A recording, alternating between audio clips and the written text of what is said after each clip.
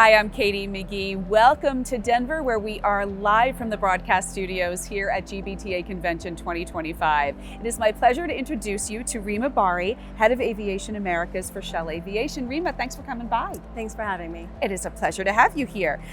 I want to make sure I get this right, so apologies for reading right off the card here. But what are the main barriers to reducing the life cycle greenhouse gas emissions of business air travel? Well, first off, business travel is a key enabler for global commerce, but it does contribute to global greenhouse life cycle emissions. Now, SAF is widely recognized as one of the most viable near-term solutions for lowering greenhouse gas emissions over the life cycle when it's used neat and displacing conventional jet fuel. However, according to IATA, only 0.3% of total jet fuel production in 2024 accounted from SAF. So clearly, outside of that, though, there are other barriers. And one of them is our policy and regulatory environment remain incredibly fragmented.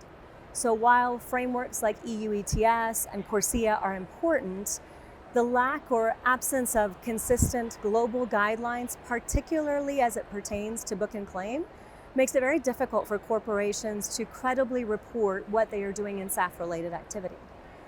And then lastly, collaboration is essential. This problem is too large of a magnitude for any single actor to act on its own. It really requires fuel suppliers, airlines, and corporates with policymakers working together to build systems that are credible and scalable action. Very interesting. What solutions and levers can corporates use to reduce their air travel emissions? So that's a great question. The first is make every trip count. Make the trip and travel purposeful. Align it with your business goals and environmental objectives with clear policies, dashboards, and decision-making tools that allow for lower emission choices. The second is influence. Asking airlines for greater solutions to support environmental objectives to be able to send clear demand signals for higher quality SAF and credible systems. The last is supporting participation in Avalia or book and claim.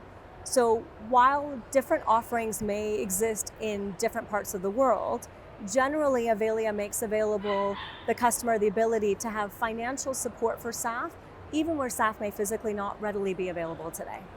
Well, that's really interesting. Wow. Now, how is Shell supporting the aviation industry's decarbonization efforts? This is a great one because we're doing it in multiple ways. Fundamentally, Shell is investing in both digital and physical infrastructure required to make SAF more widely accessible. We are one of the largest biofuels traders and blenders in the world, supplying SAF in 40 locations across 10 countries.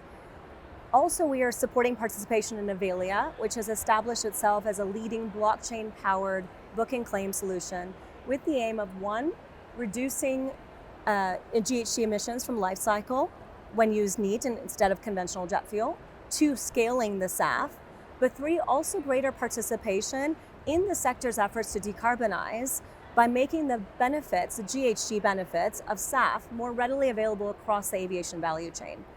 There are also a couple of things we're doing where Avalia is evolving. It's becoming an industry platform with multilateral governance, independent data housing, and broader supplier choice. How are we doing that? We're allowing airlines now to manage a greater part of their portfolio of SAF on our Avalia platform by allowing them to go with a business model called Bring Your Own SAF. Now, this enables airlines to basically list and bring onto the platform not just SAF purchased through the supply chain network of Shell, but also SAF purchased outside of the Shell supply network, and SAF that was previously managed in offline tools rather than digital solutions. This integrated approach allows for greater control, convenience, and flexibility for the airlines when they are issuing or providing their customers with declaration of environmental attributes and information.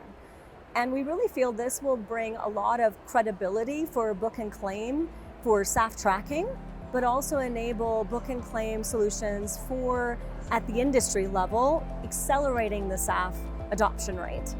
This is such important work. Thank you so much for doing all of this. And thank you for coming by today. We appreciate having you. I really appreciate it. Thank you, for Reema. having It has us. been an absolute honor to talk to you. And thank you for joining us. We are live in Denver here at the broadcast studio at GBTA Convention 2025. My name is Katie McGee. Thanks for watching.